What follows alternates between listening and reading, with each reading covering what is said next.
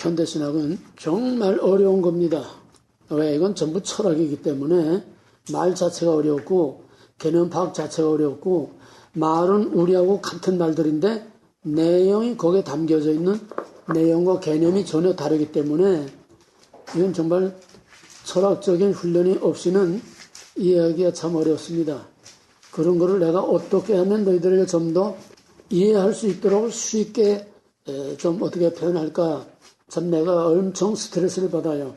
이 어려운 거를 어떻게 여러분들이 소화시킬 수 있도록 좀 더 쉽게 할까. 이 용어대로 현대신학을 강의하면 나도 모르고 여러분도 몰라.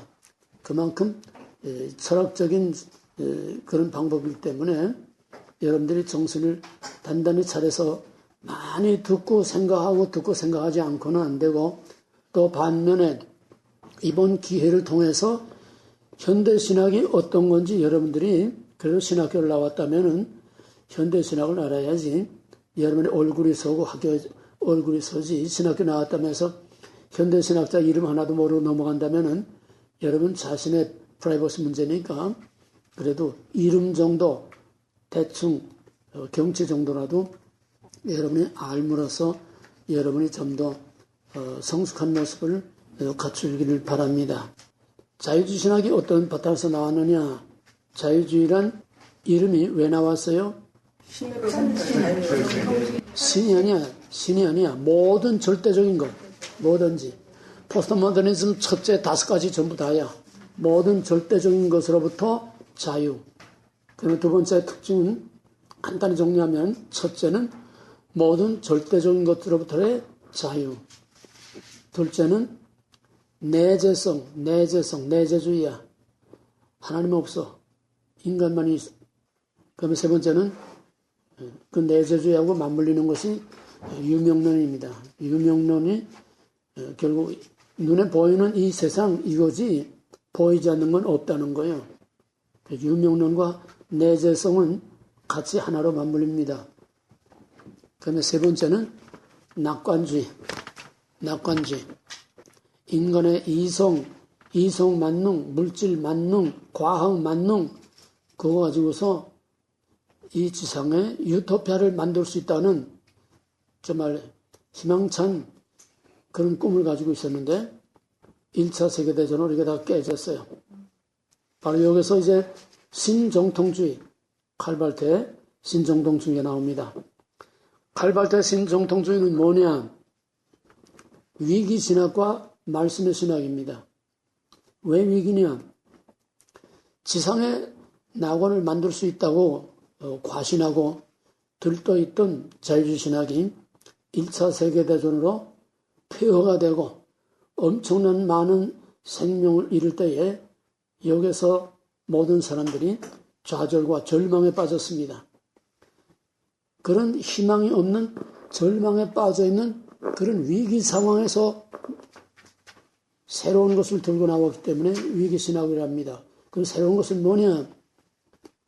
자유주의 신학에서 신부재의 상황에서 철저한 인본주의, 여기서 이런 위기가 왔으니까 인간의 힘으로는 낙원을 이룰 수 없다. 그러므로 초월신에게로 돌아가자. 그리고 말씀으로 돌아가자.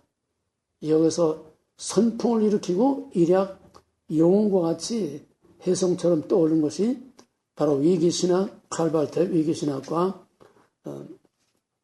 초월신으로 돌아가자는 말씀과 초월신으로 돌아가자는 겁니다. 그럼 칼발트의 신정통주의는 뭐냐? 칼발트의 신정통주의는 초월신이라고 했지만은 그보다 우리가 믿는 그 초월신이 아니고 바로 유명론, 마찬가지로 칼발트도 유명론입니다. 하나님은 초월신을 알 수 없다. 우리는 초월신을 알 수 없다. 그러므로 초월신이 우리가 알 수 있도록 계시되어야만 우리가 알 수 있다.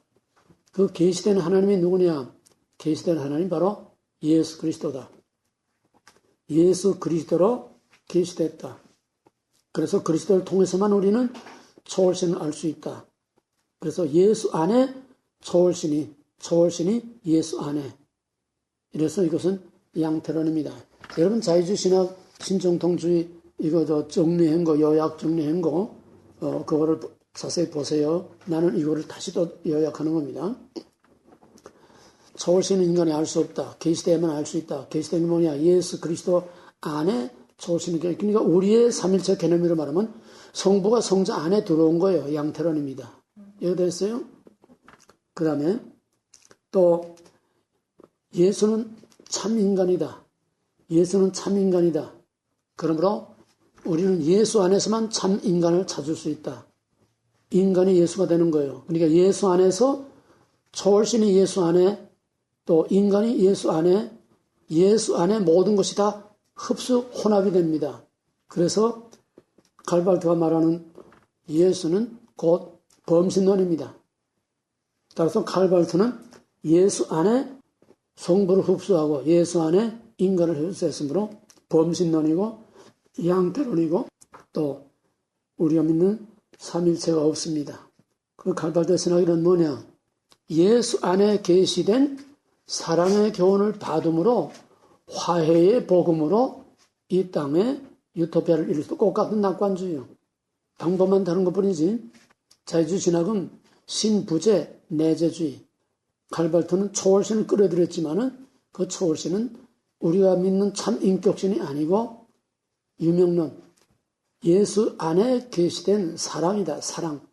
초월신은 예수 안에 계시된 사랑이 초월신이라는 거예요. 그래서 예수 안에 계시된 그 사랑의 교훈을 믿음으로 용서하고 화해함으로 지상의 낙원이 이루어질 수 있다.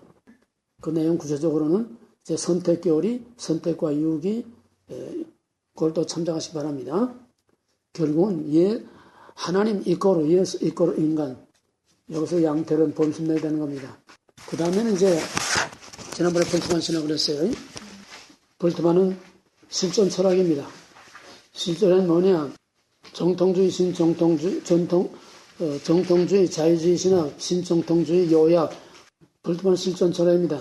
실존 철학이란 뭐냐? 우리 인간 안에 있는 본래적인 인간 그거를 다시 찾아내고 살려내야 된다. 이게 실존 철학이에요. 근데 이게 안 돼. 왜? 불안, 공포, 고뇌, 죽음 이런 것들이 우리를 에워싸고 있기 때문에 그런 불안, 죽음, 공포 이런 것으로부터 이 불안과 공포에서 다 제껴내고 그 속에 있는 본래적인 참 인간 존재를 찾아내야 된다. 뭐 어떻게 돼야 되느냐? 그래서 여기서 이제 역사적 예수 얘기가 나오고 또 캐리그마라는 게 나옵니다. 볼트만의 신학을 간단하게 요약하면은 그러면 우리가 어떻게 그 실존을 찾고 실존을 회복할 수 있느냐? 이거는 예수 그리스도의 선포된 말씀, 캐리그마. 볼트만 캐리그마. 이건 이제 붙어 다녀야 돼요. 선포된 말씀, 캐리그마를 우리가 받아들여서 거기에서 예수와 만나고 거기에서 참된 실존을 회복해야 된다. 그래서 여기서 나오는 문제가 뭐냐 하면은 양식 비평이라는 게 나오는데 양식 비평이란 뭐냐? 역사적 예수, 객관화된 예수, 역사적 사실, 쉽게 말하면 복음서에 기록된 그 예수는 진짜 예수가 아니다. 그거는 사도들이 추가하고 덧붙이고 화장시키고 꾸며서 신격화한 기록된 예수는 그 진정한 예수가 아니다. 우리는 그 예수와 선포한 그 진짜 말씀을 우리가 찾아야 된다. 예수님 자신이 선포한 그 말씀을 찾아야지 제자들이 기록한 그건 아니라는 거예요. 구별됩니까? 그러면 예수님 자신이 선포한 말씀을 어떻게 찾아내느냐? 그러니까 복음서에서 진짜 예수를 찾을 수 없도록 덧입혀진 위장하고 제자들이 덧입혀진 이런 탈들을 껍데기들 다 벗겨버려야 진짜 예수가 나온다는 거예요. 이해가 되었어요? 그러기 위해서는 첫째로 군도덕질을 걷어내야 된다. 그러기 위해서는 문학적인 비평, 양식 비평, 제자들이 한 말과 예수님이 진짜로 한 말을 문법적으로 양식 비판으로 이것을 가려내서 군더독지를 다 걷어내야 거기서 다시 말하면 쉽게 말하면 제자들이 기록하기 이전에 예수를 찾아야 된다. 그걸 어떻게 되느냐? 다른 자료가 없으니까 복음서에서 덧붙여진 것들을 양식 비평을 통해서 이거를 가려내서 제거해야 기록되기 이전에 예수를 찾을 수가 있다. 거기서 나오는 문제가 비신화입니다. 제자들이 덧붙여진 위장한 게 뭐냐? 신화적인 것을 다 덧붙였다는 거예요. 그거를 신화적인 것들을 다 걷어내야 진짜 예수가 나온다. 여기서 양식 비평과 비신화화는 불트만의 가장 중요한 작업입니다. 불트만은 비교적 그래도 간단해요. 그렇게 양식 비평과 비신화화 그 두 가지로 그렇게 정리하시기 바랍니다. 오늘 시간이 없으니까 많이 갔으니까 현대신학의 최근 동향, 현대신학의 최근 동향이라고 하는 타이틀 밑에 나머지 부분들을 다 여기다가 이제 종합해서 다루겠습니다. 자, 이제 흐름을 잘 봐요. 정통주의, 하나님 절대주권, 종교개혁자들이 부르짖었던 바로 잃어버린 하나님, 잃어버린 진리, 잃어버린 복음, 이게 정통주의입니다. 1000년 동안, 아니 1500년 동안 로만 캐톨릭에서 완전히 땅에 묻혀버리고 로만 캐톨릭에서 완전히 박탈되고 미싱됐던 진짜 복음과 진짜 예수 그리스도의 또 하나님의 주권을 회복한 것이 개혁자들의 정통주의 신학입니다. 개혁신학, 정통주의, 개혁신학, 정통주의. 영어를 잘 기억하세요. 개혁신학, 정통주의. 그런데 르네상스 종교개혁 이후에 자연의 발견, 인간의 발견, 새로운 과학적인 발견으로 인해서 18세기 계몽주의에 와서는 이성만능, 과학만능, 또 물질만능, 여기에 편승해서 나온 것이 바로 자유주의 신학입니다. 무신론적인, 유물론적인, 완전히 인본주의 신학이 바로 자유주의 신학입니다. 여기에 대해서 칼발트가 결국은 1차 대전으로 자유주의 신학의 지상낙원이라고 하는 꿈은 다 깨지니까 이건 아니다. 그래서 초월신을 끌어들였는데 그 초월신은 아까 말한 것처럼 예수 안에 나타난 사랑이라는 이미지지 그건 인격신이 아닌 거야. 그래서 자유주의 신학도 결국은 유토피아의 꿈을 말했지만은 그거로는 이제 될 수 없어. 왜? 이제는 칼발트를 비롯한 거물급들이 다 사라지니까 칼발트 신학이 1960년대까지 끈질기게 세계를 지배했습니다. 그러나 이제 60년대 이후부터는 신학의 거장들이 사라지니까 그다음에는 우후죽순처럼 그냥 여기서 튀어나오고 극단의 신학적인 혼란이 옵니다.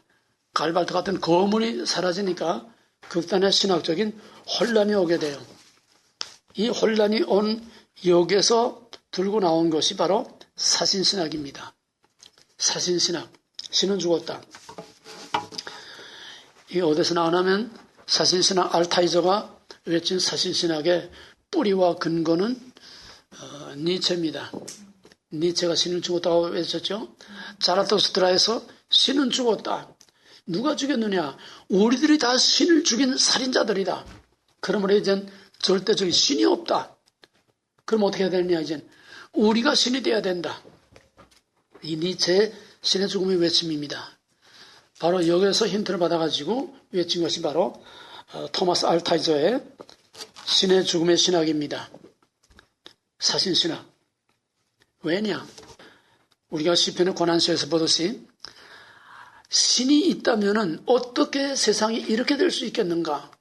즉 나치에 의한 유태인 600만 명 학살, 원자탄에 의한 수십만 명이 순식간에 사라지는 이런 엄청난 일이 신이 있으면 어떻게 이런 일이 일어날 수 있겠는가? 그러므로 인간의 자유와 현실적인 이 악의 문제에 대해서 신은 아무런 해결책도 주지 못했다. 그러므로 신은 죽었다. 이제 신의 죽음이 뭔지 이해가 돼요? 인간의 비참한 현실과 인간의 자유와 여기에 대해서 신이 한 일이 뭐냐? 그래 신이 없는 거야. 신이 있다면 이럴 수가 없어. 그래서 신의 죽음을 외친 겁니다. 이 신의 죽음을 외친 또 하나의 뿌리는 보네포입니다. 보네포는 뭐 따로 할 수 없어요. 보네포는 소위 행동주의 신학이라는 건데 보네포는 실제로 칼발트도 민중운동, 노동운동에 직접 가담을 해서 반나치 운동을 했죠. 바로 이 칼발트의 본을 따라서 보네포는 행동하지 않는 신학은 죽은 신학이다.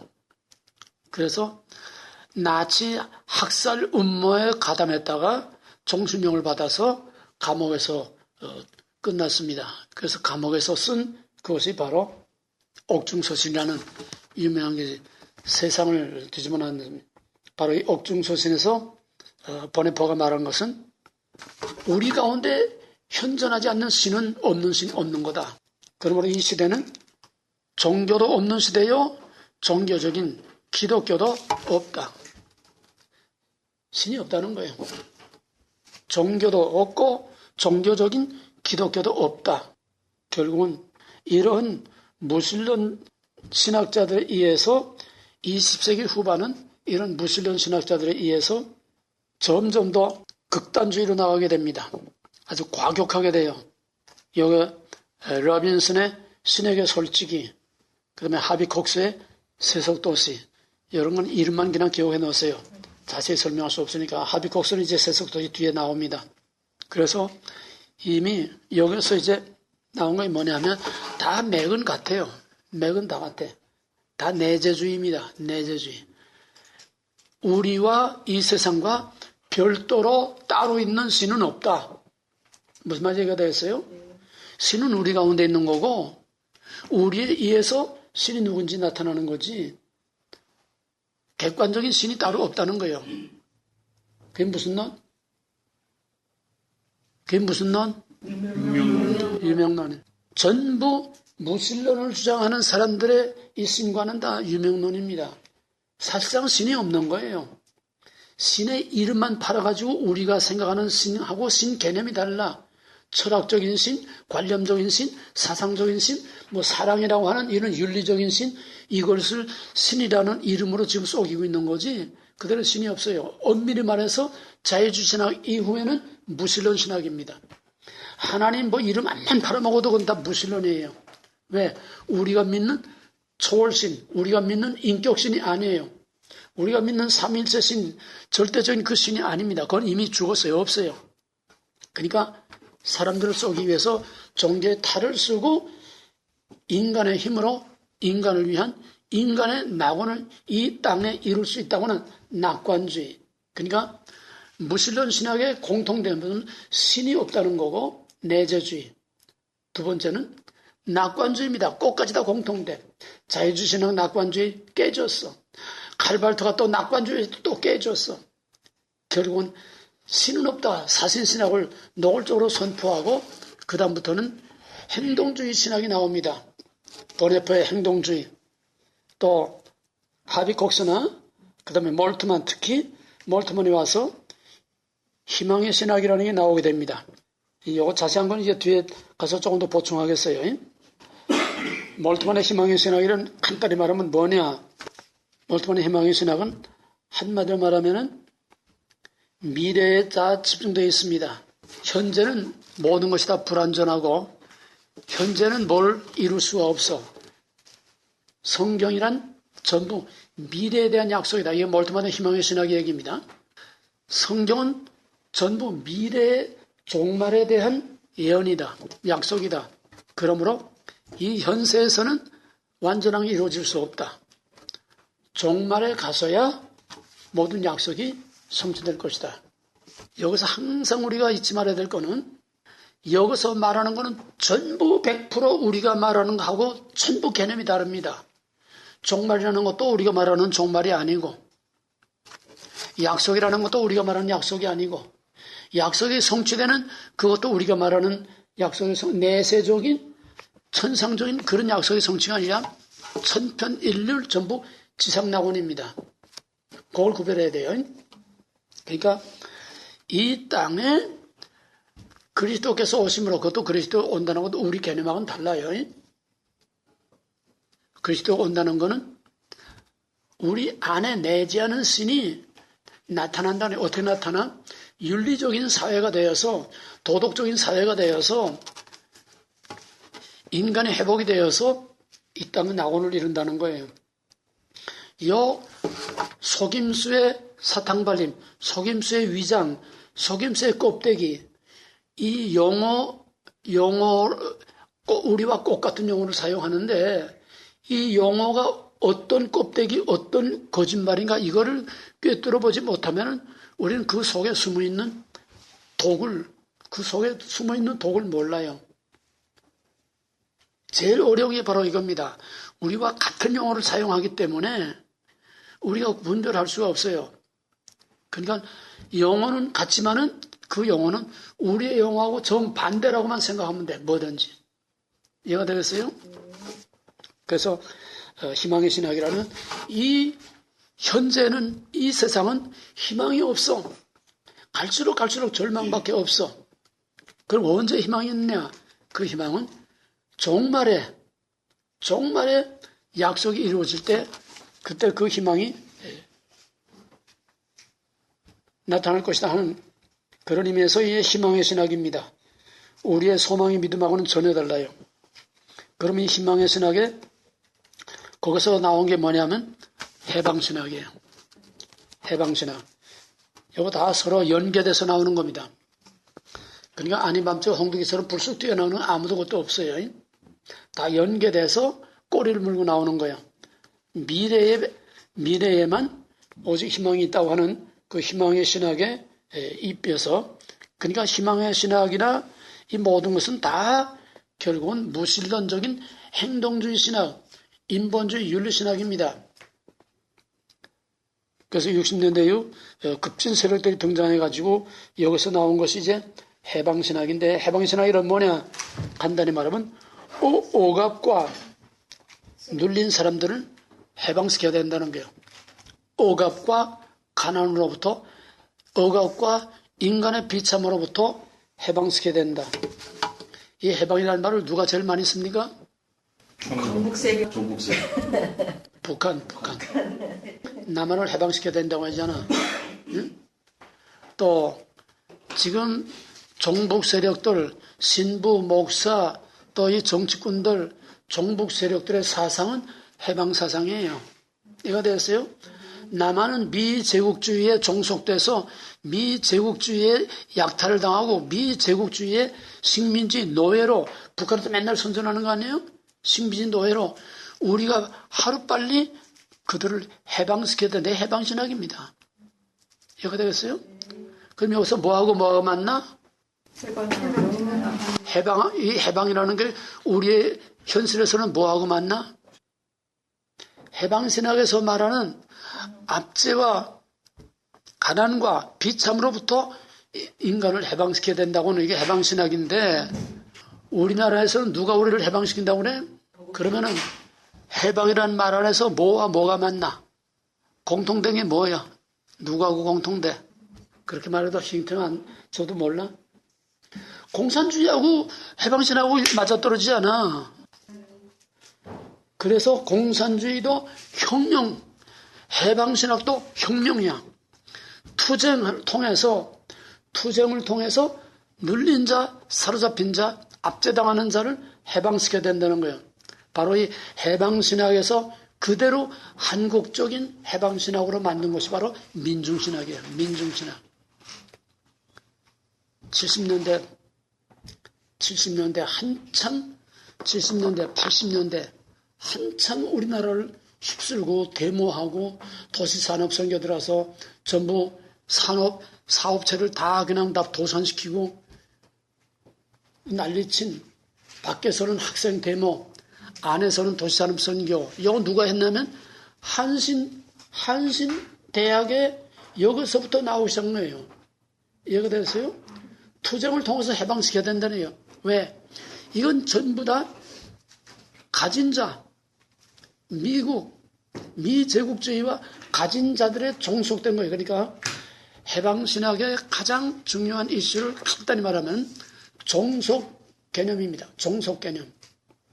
해방신학이 어디서 나왔나 하면은 남미에서 나왔어요. 남미 캐톨릭 신학자들이 들고 나왔어요. 남미는 뭐냐면은 남미는 식민지 시대부터 스페인, 포르투갈이 주로 남미에 들어갔죠. 식민지 시대부터 그 남미 사람들을 엄청나게 착취하고 양탈하고 압제하고 말 못하게 아주 짐승 다루듯이 했어요. 그 결과 껍데기로는 캐톨릭화했지만은 남미는 끊임없는 반란, 내란, 군종 계속 압제를 당했습니다. 그런 가운데서 자본주의, 미국의 자본주의가 들어가가지고서 결국은 너희들 암만 이래봐야 전부 가진 놈들이 다 뺏어가고 너희들은 평생 이래봐야 집 한 칸 나를 못해. 이게 뭐냐? 종속이라네요. 종속.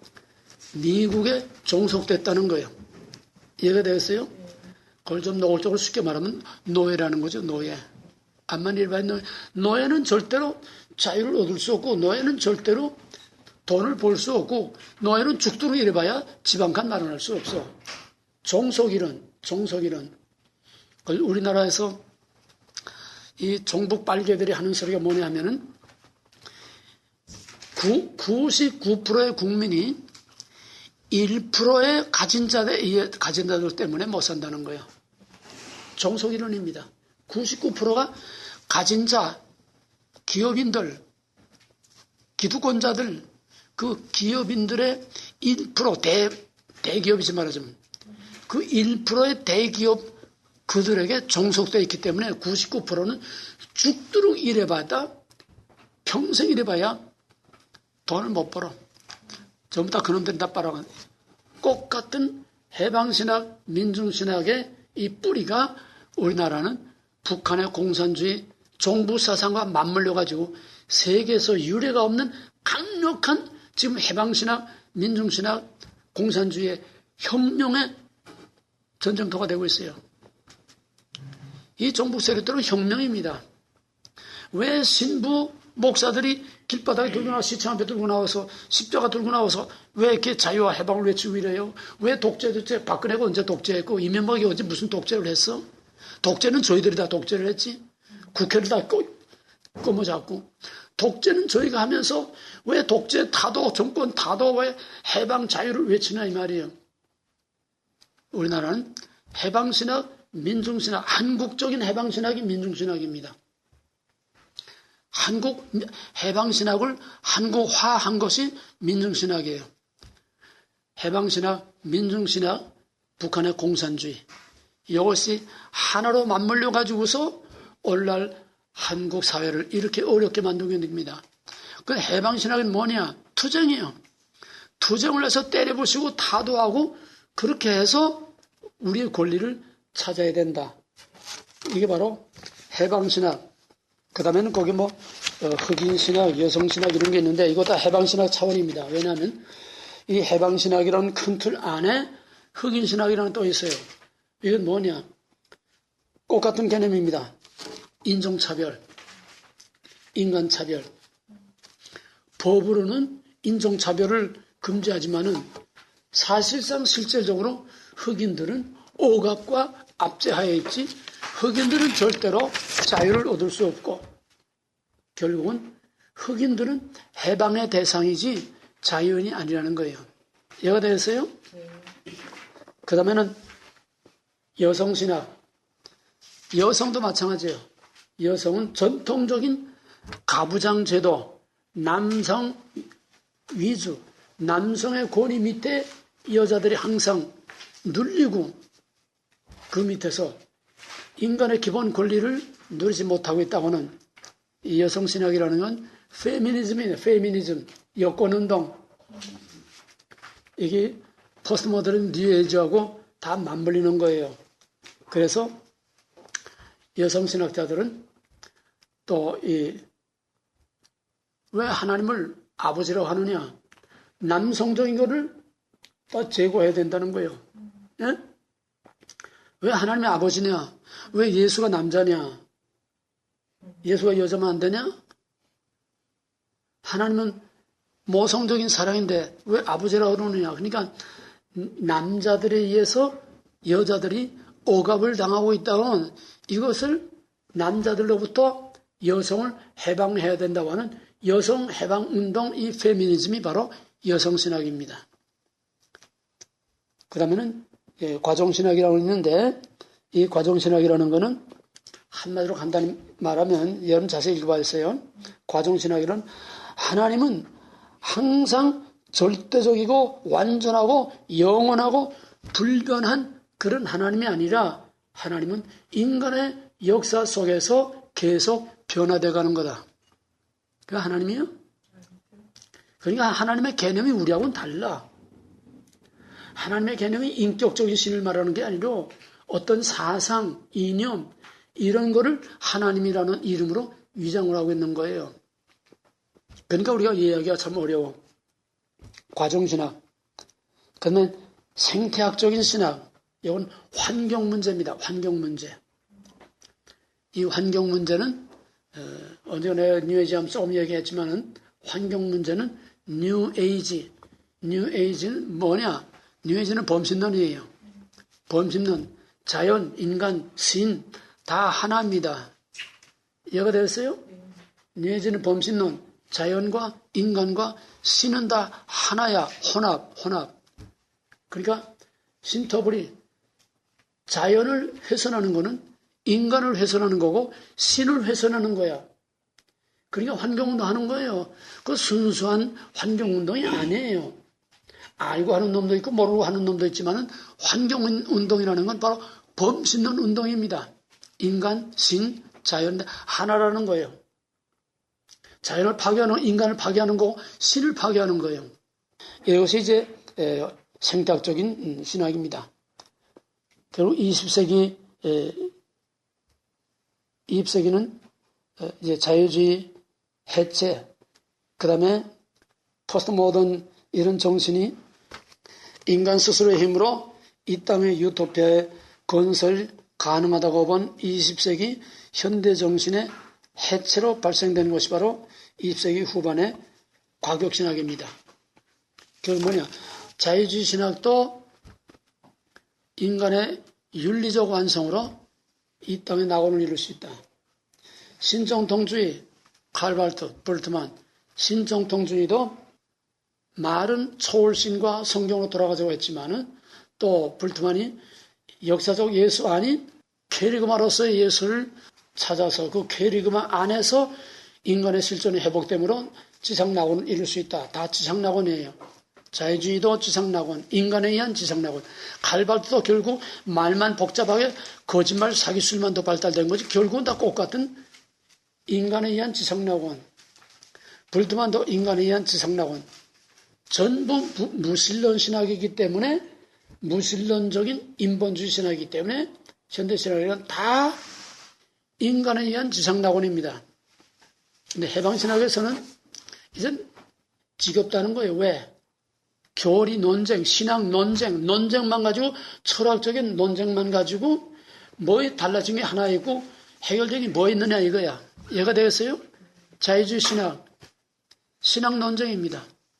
신정통주의 칼발트, 볼트만 다 신학 논쟁이에요. 신학 논쟁만 말들만 가지고 신학적인 논쟁만 하지 달라진 게 뭐 있느냐 이게. 그래서 해방신학에서는 여기서부터는 이제는 신학적인 논쟁이 아니라 행동적인 투쟁으로 우리의 힘으로 우리의 노력으로 모든 불의와 악을 때려부시고 우리의 노력으로 눌린 자 사로잡힌 자를 해방시켜서 우리의 노력으로 지상낙원을 이루자는 거예요. 이게 해방신학의 개념입니다. 자, 그 다음에 이제 세속화 신학. 여기서 영어가 조금 어려운데 세속화 신학이라는 뭐냐면은 여기서 세속화라는 말과 세속주의라는 말을 잘 구별을 해야 돼요.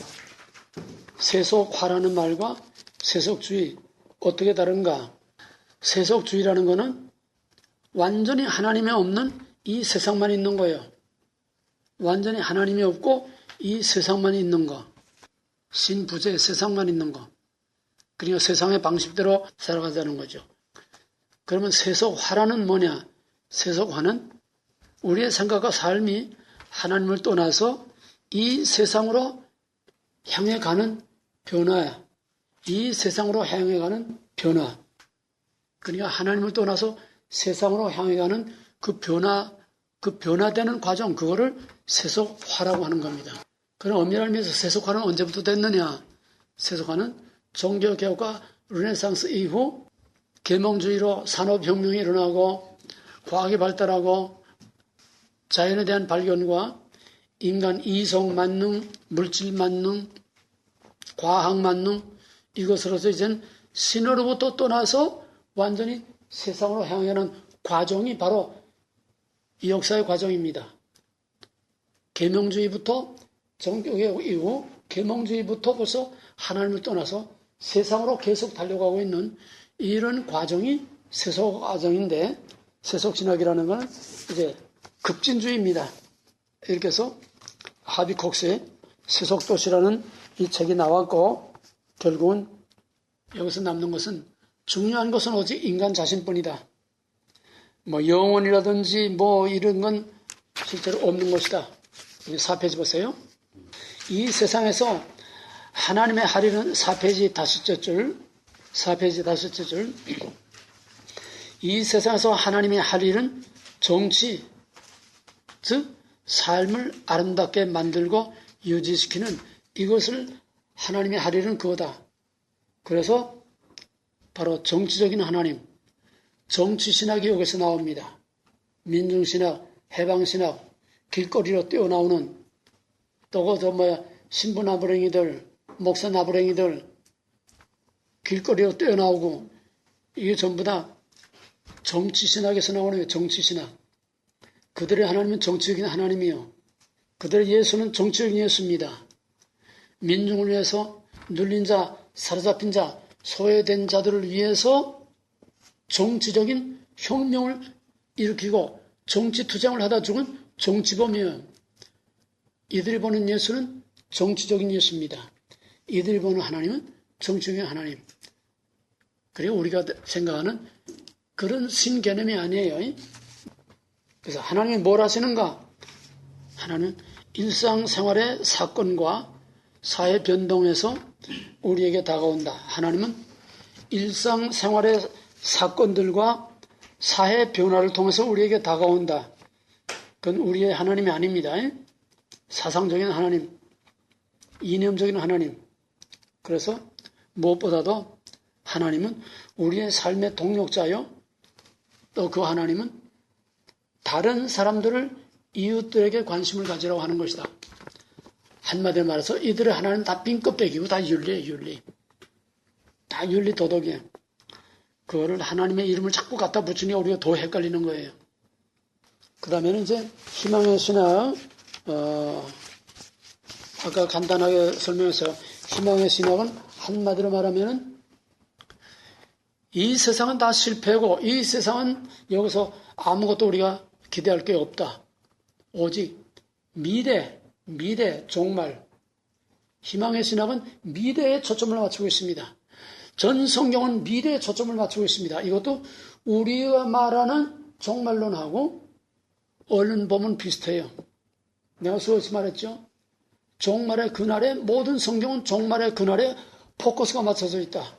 여호와의 날, 주의 날, 그 다시 오시는 그날, 셀과 새 땅이 이루어지는 그날, 그날에 모든 불의한 자들을 다 영원한 불못에 던지고 하나님 택하신 백성들을 셀과 새 땅으로 가. 이거는 천상적인 미래적인 이런 구원을 말하는 건데, 이들은 그게 아니에요. 지상, 철저한 지상 낙원입니다. 결국은 개혁자들이 들고 나왔던 정주의하고 모든 현대신학은 이로 말하면 하늘이냐 땅이냐, 무신론적인 자유주의 이후의 모든 신학은 다 하나님이 없는 신학, 땅의 인간의 힘으로 인간을 위하여 인간의 낙원을 이룰 수 있다고 하는 한 천편일률로 낙관주의입니다. 근데 그 낙관주의가 한 번도 제대로 되는 게 없어요. 갈수록 점점 더 처참하고 더 혼란이 더 오고 더 세상은 어지럽고 사악해집니다. 거짓말이라는 거죠. 그러나 우리의 낙관주의는 그런 게 아니에요. 우리는 고난 후의 영광, 종말에 진짜 하나님에 의하여, 하나님을 위하여, 하나님 안에서 이루어지는 천상적인 영원한 구원, 이것만이 해결책인데, 그러니까 극과 극으로 대치되는 거예요. 하늘이냐 땅이냐, 하늘이냐 땅이냐, 하나님에 의해서냐 인간에 의해서냐. 5개 전치사, 개혁신학, 정통주의, 우리가 믿는 근본주의, 이건 오직 5개 전치사, 프롬과 투가, 바이가 포가 인간. 그 이외의 모든 인본주의 신학들은 한결같이 5개 전치사, 프롬맨, 투맨, 바이맨, 포맨, 인맨. 이렇게 하면 좀 이해가 쉬울 거예요. 이해가 되겠어요? 나머지는 용어와 말장난인데, 용어와 말장난을 우리가 기본적인 틀을 확실히 알고 보면은 어느 정도 분별할 수가 있어요. 그거는 여러분들이 읽어보세요. 예, 희망의 신학, 예, 몰트만의 종말론, 그 다음에 이제 해방신학, 그 다음에 이제 마지막 한 가지, 판넨베르크. 판넨베르크도 몰트만과 똑같이 희망의 신학의 일종입니다. 결국 뭐냐? 미래, 하나님의 역사의 마지막에 거기에서 하나님의 모든 뜻이 이루어진다는 거예요. 시간적으로는 종말에, 공간적으로는 이것도 우리의 개념과 다른데, 공간적으로는 이 전체가 다 마지막에 회복이 되는 지상낙원을 이룬다는 겁니다. 여기 11페이지의 중간 부분을 집중해서 보세요. 이거 뭐 다 봐도 잘 모르니까. 결국은 뭐냐? 판넨베르크의 신학은 몰트만의 해방신학과 마찬가지로 희망의 신학, 몰트만의 희망의 신학과 판넨베르크는 같습니다. 뭐냐? 이 세상에는 아무것도 이룰 수 없다. 역사의 종말에 가서야 모든 것이 밝혀진다. 이 세상에서는 아무것도 알 수도 없고 아무것도 보이지도 않고 하나님도 안 보이고 모든 것은 다 종말에 가서야 밝혀진다. 진리도 진실도 지금은 몰라. 종말에 가야 알아. 이 말이 우리하고 너무나 비슷하지만은 우리 개념하고는 전혀 다른 개념입니다. 꼭까지만 하고 미국 신학, 좀 더 리얼한 문제들을 미국 신학을 다음 시간에 하도록 하겠습니다. 오늘은 특히 사신신학이 왜 나왔느냐, 왜 사신신학이냐, 왜 신인 죽었다고 하는 거냐, 그 다음에 희망의 신학, 몰트만의 희망의 신학, 그 다음에 몰트만하고 판넨베르크 같이 묶으세요. 몰트만과 판넨베르크 다 같은 희망의 신학. 왜 희망의 신학이냐? 지금은 희망이 없어. 지금은 아무것도 알 수 있는 게 없어. 지금은 확실한 게 하나도 없어. 진리고 성경이고 하나님이고 지금은 다 우리가 알 수 없어. 종말에 가야 모든 것이 다 드러나고 나타난다. 이게 희망의 신학, 또 판넨베르크의 신학입니다. 그 다음에 이제 세속화 신학과 해방 신학, 그거를 여러분 나름대로 가서 읽어보고 종료하시길 바랍니다. 내가 이거는 읽어봐야지 내가 여기서 다 설명할 수 없어요. 그리고 CD가 나오기 전이라도 내가 원드라이브에 올려놓으니까 그걸 다시 여러분들이 들으면서 교재를 보면서 좀 어렵더라도 이번 현대신학은 여러분들이 가능한 한 확실하게 뭔가 윤곽이라도 핵심, 가장 중요한 핵심만이라도 딱딱 짚고 나가야 됩니다. 칼발트 불트만까지는 딱 정리해 줬으니까 이제 나머지 오늘 좀 시간에 쫓겨서 해방신학 또 희망의 신학 이걸 자세하게 설명 못했지만은 희망의 신학이 뭐며 왜 희망의 신학이며 희망의 신학은 현재는 희망이 없어. 종말에 가야 현재는 확실한 것도 없어. 현재는 알 수 있는 것도 없어. 하나님도 진리도 알 수 없고 현재는 확실한 게 아무도 없어. 미래에 종말에 가야 모든 것이 다 드러난다. 이것이 몰트만의 희망의 신학과 판넨베르크의 똑같은 희망의 신학입니다. 그 다음에 전혀 파격적으로 이거 다 찌워버리고 그 다음에 나오는 것이 이 희망의 신학에서 나오는 마지막이 뭐냐 하면 해방신학이에요. 해방신학은 신학적인 논쟁이 필요 없어. 이제는 행동만이 필요해요. 투쟁. 그래서 WCC는 바로 이 투쟁을 뒤에서 지원합니다. 게리라, 내전, 뒤에서 무기를 대주고 돈을 대주고. 왜? 그것이 바로 해방신학을 WCC가 전적으로 추종하고 있기 때문에 그래서 해방신학이라는 건 행동신학. 결국 가서 맞닿는 것이 뭐냐? 해방신학은 바로 공산주의와 맞닿는 거다. 이걸 결국은 자유주의 신학과 해방신학까지 모든 걸 다 합하면은 한마디로 이거를 사회복음주의라고 하는 거예요. 사회복음주의라는 건 따로 특별한 해방신학, 민중신학처럼 이렇게 따로 있는 게 아니고 하나님 없이 인간에 의하여 인간의 낙원을 이 땅에 만들 수 있다고 하는 이 모든 전체가 다 사회복음주의입니다.